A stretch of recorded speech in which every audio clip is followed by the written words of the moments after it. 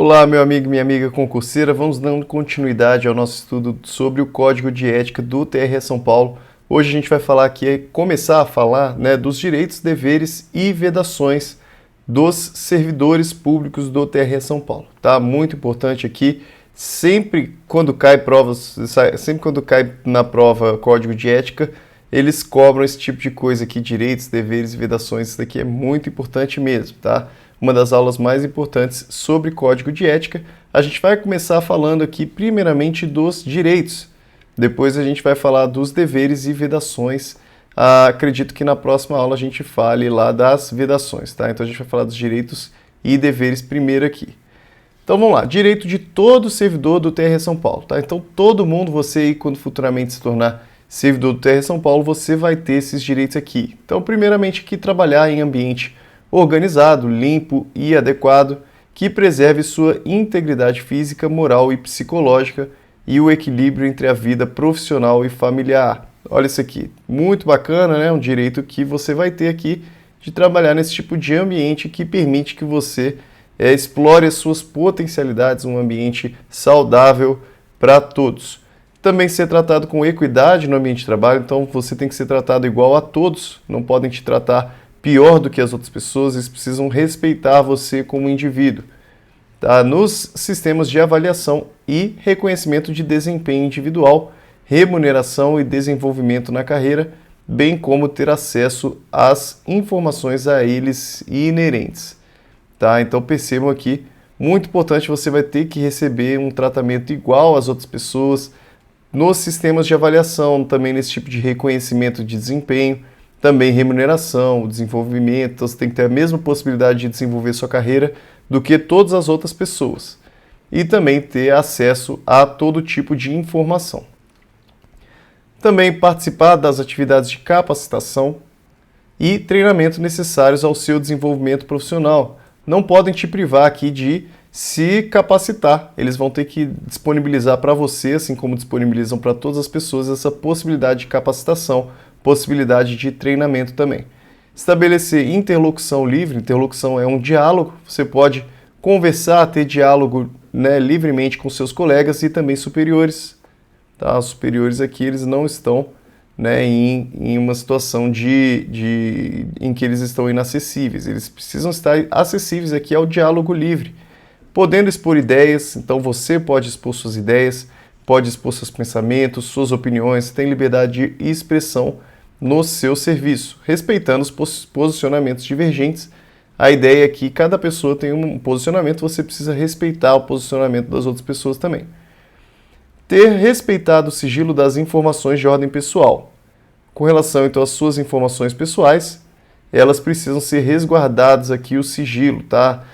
Quando você entra lá no serviço público, você tem algumas informações pessoais que você passa. Esse tipo de informação que diz respeito somente a você, então questões médicas, tá, relativas a isso, elas precisam ser resguardadas o seu sigilo. Tá? Inclusive médicas ficando restritas ao próprio servidor e ao pessoal responsável pela guarda, manutenção e tratamento dessas informações. Então somente você vai ter essas informações e as pessoas que ali fazem a guarda, manutenção e tratamento das informações. Algumas informações pessoais você acaba precisando passar para o TRE ali, em razão ali de alguma necessidade, mas esse tipo de informação precisa ser guardado com sigilo por essas pessoas também que estão nessa situação. Também ser cientificado previamente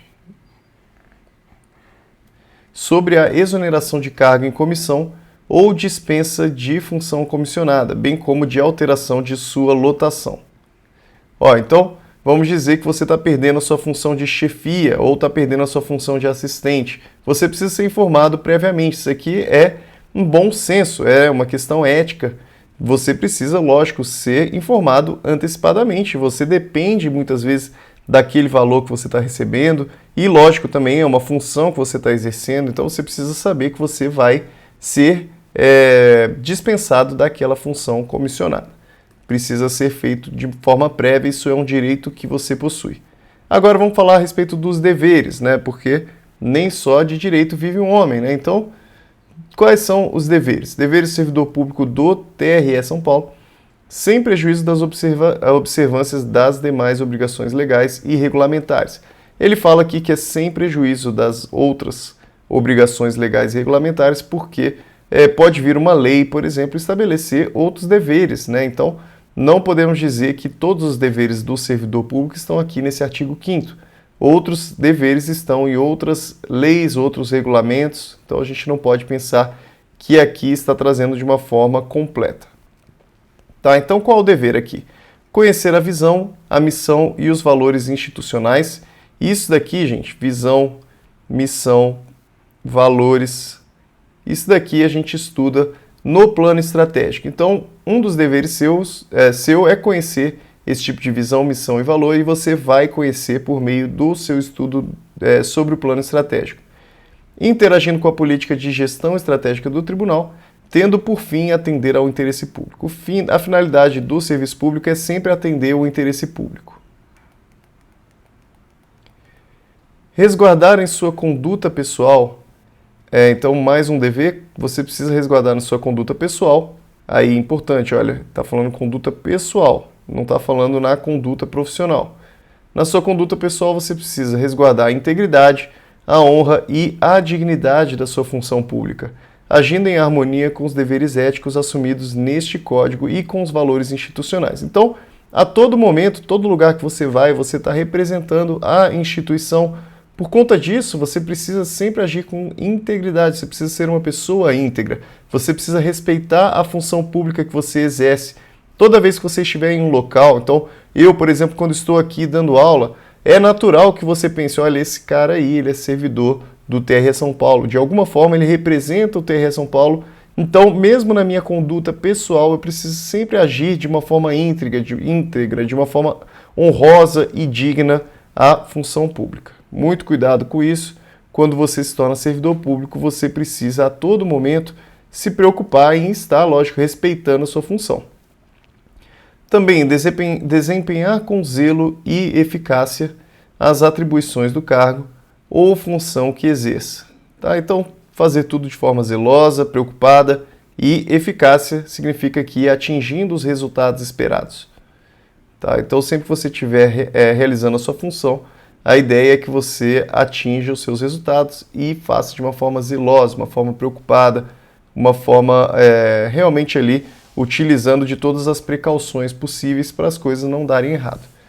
Proceder com honestidade, retidão, probidade e tempestividade. Tempestividade tem a ver com fazer as coisas dentro do tempo certo. Não pode aqui ficar enrolando nas coisas que você precisa fazer. Tá? Retidão é fazer as coisas de uma forma também íntegra, de uma forma correta, de uma forma reta, né? Retidão tem a ver com reta. E probidade de uma forma também honesta, sem nenhum tipo de corrupção, sem... a gente vê lá na lei de improbidade, né? Então, respeitando os princípios da administração, sem lesar o erário, sem enriquecer-se ilicitamente, tudo isso tem a ver com probidade. Escolhendo sempre, quando estiver diante de mais de uma opção legal, aqui melhor se coadunar com a ética e com o interesse público. Então, quando você estiver diante ali as situações em que permita que você tenha ali uma discricionariedade, você pode escolher pela conveniência, pela oportunidade, você vai sempre escolher aquela que tenha mais relação com uma conduta ética e também uma relação com o interesse público, sempre leva em conta o interesse público. Tratar autoridades, colegas de trabalho, superiores, subordinados e demais pessoas, então todo mundo, né, com quem se relacionar em função do trabalho, sempre com urbanidade, cortesia, respeito, educação e consideração. Abstendo-se de atos que caracterizem intimidação. Então, o que você precisa se abster é você não fazer atos que caracterizem intimidação, hostilidade, ameaça ou assédio moral ou sexual. Aqui muitas coisas bem óbvias também, tá, pessoal? Quando a gente interage com todas as pessoas, a gente tem que ser educado, tem que respeitar aquelas pessoas e a gente tem que sempre evitar qualquer tipo de intimidação, qualquer tipo de ameaça. E, obviamente, também assédio moral, sexual, tudo isso aqui, né, não pode acontecer no serviço público em nenhum lugar, na verdade. Tá? 6. tratar os usuários do serviço público com cortesia, urbanidade, disponibilidade e atenção,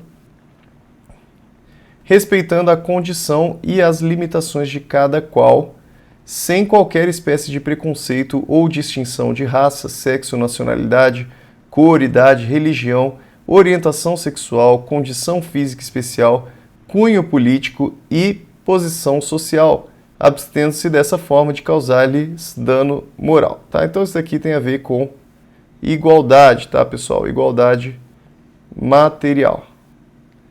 Isso daqui, então, precisa ser seguido. Questão da igualdade material. Tá? Muito importante no serviço público você tratar as pessoas de forma sempre com igualdade, sempre com cortesia, mas uma igualdade material. Se você, por exemplo, perceber que uma pessoa ali com deficiência, por exemplo, ela precisa de uma ajuda, por exemplo, colocar um apoio extra ali, alguma coisa assim, você precisa fazer também, tá? Então isso daqui tem a ver com igualdade material.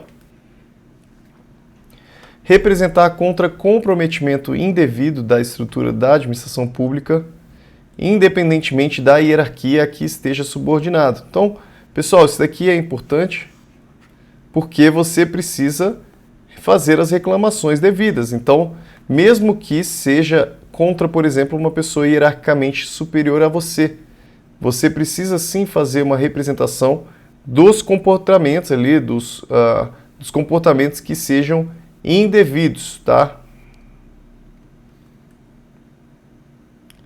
Resistir a pressões de superiores hierárquicos, de contratantes e de outros que visem a obtenção de favores, benesses ou vantagens indevidas em decorrência de ações ou omissões imorais, ilegais ou antiéticas e denunciá-las. Pessoal, quando vier alguém aqui e fizer uma pressão contra você, tentando ali obter algum tipo de favor, algum tipo de vantagem indevida, você tem um dever ético aqui de resistir a essas pressões. Não é porque é seu superior que você deve fazer as coisas erradas. Se ele pediu para você fazer coisas erradas, você não vai fazer coisas erradas porque você tem o dever ético de resistir a essas pressões. E, além de resistir a essas pressões, você também tem o dever ético de representar contra esse tipo de ato realizado. Cumprir as normas relativas à política de segurança da informação. Política de segurança da informação aqui, muito importante. Tá? Hoje em dia aí a informação, principalmente hoje em dia, né, a informação ela precisa ter essa segurança muito especial, tá? Então você precisa seguir essa política de segurança que for definida pelo tribunal, zelando pela proteção das senhas de acesso e pela utilização adequada dos recursos tecnológicos. No momento então que você for utilizar ali o computador, utilizar de qualquer senha, qualquer tipo de manuseio de informação, você precisa tomar muito cuidado. E a gente, no TRE, a gente está sempre manuseando o cadastro eleitoral. É um cuidado extra que precisa ser tomado, porque o cadastro eleitoral possui as informações das pessoas ali, tá? Então, muito cuidado com o manuseio de informações no TRE. Zelar pela economia, guarda e conservação dos recursos materiais e tecnológicos, utilizando-se unicamente para os trabalhos de interesse do tribunal. Você não pode aqui ficar utilizando dos materiais do tribunal para o seu uso pessoal. Você tem que usar aqui para os trabalhos de interesse do tribunal. Empenhar-se em seu desenvolvimento profissional, mantendo-se atualizado, então é um dever seu se manter atualizado quanto aos novos métodos, técnicas e normas aplicáveis à sua área de atuação e com a legislação, instruções e normas de serviço editadas no âmbito do TRE São Paulo, tá? Uma obrigação é você sempre se manter atualizado, sempre se empenhar no seu desenvolvimento pessoal, profissional. Disseminar, então você precisa espalhar, você precisa compartilhar com as pessoas no ambiente de trabalho informações e conhecimentos obtidos em razão de ações de capacitação ou de exercício profissional e que possam contribuir para a eficiência dos trabalhos realizados pelos demais servidores. Então você tem algum tipo de informação que permite que o trabalho seja realizado de uma melhor forma, pode ser tanto da sua experiência quanto também de cursos que você realizou. Se você tem esse tipo de experiência, esse tipo de capacitação, você precisa espalhar pelo seu ambiente de trabalho. Você não pode ficar mantendo esse tipo de informação porque aquilo ali é de utilidade pública, você precisa espalhar esse tipo de conhecimento para as pessoas. Assumir clara e objetivamente a responsabilidade pessoal pela execução do seu trabalho e pelos pareceres e opiniões emitidos. Olha aqui, você precisa assumir responsabilidade.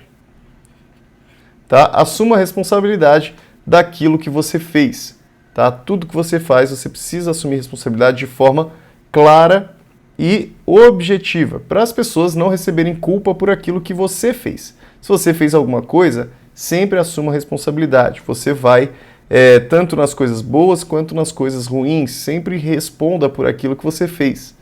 Respeitar a autoria de iniciativas, trabalhos ou soluções de problemas apresentados por colegas ou chefias anteriores, conferindo-lhes os respectivos créditos. Então, se não foi você que iniciou aquilo, tá? Se você não tem autoria sobre aquilo, você precisa dar os respectivos créditos. Então, você inicia alguma coisa ali e, por exemplo, apresenta aquele trabalho para as pessoas, vá lá e fale quem que efetivamente é autor daquela iniciativa. Dê os créditos, se for também um chefe anterior, dê os créditos para aquele chefe anterior também, já que você não foi ali o responsável por iniciar aquele projeto. Aqui, né, lógico, para manter a cortesia, manter a urbanidade entre as pessoas, até para a pessoa que criou, que teve aquela iniciativa, para ela não se sentir lesada de nenhuma forma. Manter sob sigilo dados e informações de natureza confidencial. Tudo que for então de natureza confidencial, você tem o dever de manter sigilo, obtidos no exercício de suas atividades, ou ainda de natureza pessoal. Olha, até informações de natureza pessoal, você precisa manter sigilo também, de colegas e subordinados que só a eles digam respeito, as quais, porventura, têm acesso em decorrência do exercício profissional, informando a chefia imediata ou a comissão de ética quando tomar conhecimento de que assuntos sigilosos estejam ou venham a ser revelados. Então, temos aqui algumas obrigações que são trazidas, né? Alguns deveres aqui. Primeiro, é o sigilo de dados e informações de natureza em razão do exercício das atividades. Então, em razão do seu exercício de atividades, você vai ter, por exemplo, acesso ao cadastro eleitoral, então você tem acesso a todas as informações das pessoas, você precisa manter esse sigilo desses dados, tá? Então, aquilo que você obteve em razão desse exercício da sua atividade. Você tem que manter sigilo, então, se não for uma informação pública, aí você tem que manter sigilo. Ou ainda de natureza até pessoal, ele está falando, olha, se em razão do seu trabalho você obteve ali algumas informações pessoais relacionadas somente àquelas pessoas, você também precisa manter sigilo, tá? Então, tudo que tiver aqui o cunho sigiloso, você tem que manter sigilo. E com relação aqui às situações que você tomou conhecimento de que alguns assuntos sigilosos eles já foram revelados ou estão prestes a ser revelados, você precisa comunicar à sua chefia imediata ou então à comissão de ética. Isso daqui, então, para evitar que essas situações, essas informações sigilosas entrem em publicidade, que se tornem público aqui, tá? Então, tomar esse cuidado. Se você tomar conhecimento, você também tem o dever de informar a sua chefia ou então a comissão de ética. Novamente, ele coloca aqui como um dever manter a neutralidade político-partidária, religiosa e ideológica no exercício de suas funções. Observar no exercício de seus místeres a responsabilidade social e ambiental no primeiro caso. Então, pessoal, algumas situações que ele coloca como princípios, ele coloca também como dever aqui. Então, essa situação do 16, ele traz como princípio e traz como dever também. O 17 também é a mesma coisa, ele traz como princípio e traz como dever também a questão da responsabilidade social e ambiental. Aí ele fala, no primeiro caso da responsabilidade social, privilegiando no ambiente de trabalho a adoção de práticas que favoreçam a inclusão social. E no segundo, né, o caso ali de responsabilidade ambiental, práticas que combatam o desperdício de recursos naturais e materiais e evitem danos ao meio ambiente, tá? Então, combater o desperdício e evitar danos ao meio ambiente. Tá? Então, sempre lembrando aqui, como também é trazido lá nos princípios, aqui também é um dever seu de combater o desperdício aos recursos naturais e materiais e também evitar o dano ao meio ambiente, além de também promover sempre a inclusão social. As pessoas que são diferentes de você, você precisa estar também conversando com elas, fazendo com que elas se sintam à vontade. Tudo isso tem a ver com responsabilidade social, tratar bem as pessoas sem aqui distinção, né? Então, tudo isso tem a ver com inclusão social. Acompanhar e indicar à unidade competente as situações de risco nos ambientes e nos processos de trabalho, apresentar sugestões para melhorias e atender às recomendações relacionadas à segurança individual e coletiva. Aqui é importante, você tem essa responsabilidade aqui, esse dever de acompanhar e indicar a unidade que seja competente, qualquer tipo de risco. Aqui a palavra-chave é o risco. Qualquer tipo de risco que você observar no seu ambiente de trabalho ou então no processo de trabalho, o processo de trabalho está querendo dizer a forma como o trabalho é exercido. Pode ser tanto no seu ambiente como a forma como o processo de trabalho está sendo exercido. Você observou que a situação ela não está sendo feita da forma correta, você observou um risco, você precisa acompanhar e indicar a unidade competente. Então, se for, por exemplo, alguma situação relacionada à gestão de pessoas, você vai lá e indica para o pessoal de gestão de pessoas, tá? A seção de gestão de pessoas. E também sempre, olha, é importante que você também tenha o dever de apresentar sugestões de melhoria. Então não adianta ficar dizendo, olha, está tudo errado aí. Você tem que, além de apresentar os riscos, você apresenta também as sugestões para melhorar aquele processo de trabalho e atender às recomendações relacionadas à segurança individual e coletiva também. Apresentar-se de forma condizente com a instituição, portando vestimentas adequadas. Isso daqui também é um dever. Você utilizar vestimentas adequadas ao exercício do cargo ou função e evitando o uso de vestuários e adereços que comprometam a boa apresentação pessoal, a imagem institucional ou a neutralidade profissional. Olha, neutralidade. Você tem que tomar cuidado para não ficar, por exemplo, utilizando de vestimentas que demonstrem ali um favorecimento a algum partido. Também tem que tomar esse cuidado, observando as normas estabelecidas sobre o uso de uniforme. A gente no TRE não tem uso de uniforme, mas caso tivesse, você precisaria utilizar. Ou equipamentos de proteção individual, EPI. Então, pessoal, tem que sim utilizar de vestimentas adequadas. Isso daqui é uma regra um pouco mais aberta, ele não diz exatamente quais são essas vestimentas adequadas, mas, obviamente, aqui você tem que estar bem apresentado. Você tem um atendimento ao público e tudo mais, então você também não pode aqui chegar lá no trabalho, você tem que lembrar que você está representando uma instituição ali. E 20, para a gente poder finalizar, não esqueça aí de se inscrever, né, no nosso canal se não for inscrito ainda, e deixa o joinha também no vídeo, tá, pessoal? Você deixando o joinha sempre me ajuda aqui. Declarar seu impedimento ou suspeição nas situações que possam afetar o desempenho de suas funções com independência e imparcialidade. Se tiver em alguma situação em que você vai ter comprometido a sua imparcialidade, você tem que declarar que você está impedido ou suspeito de trabalhar naquela situação. Isso daqui faz parte dos seus deveres, tá? Pessoal, a gente finaliza por aqui. Na próxima aula a gente vai continuar a partir das vedações para a gente poder finalizar esse capítulo aqui dos direitos, deveres e vedações.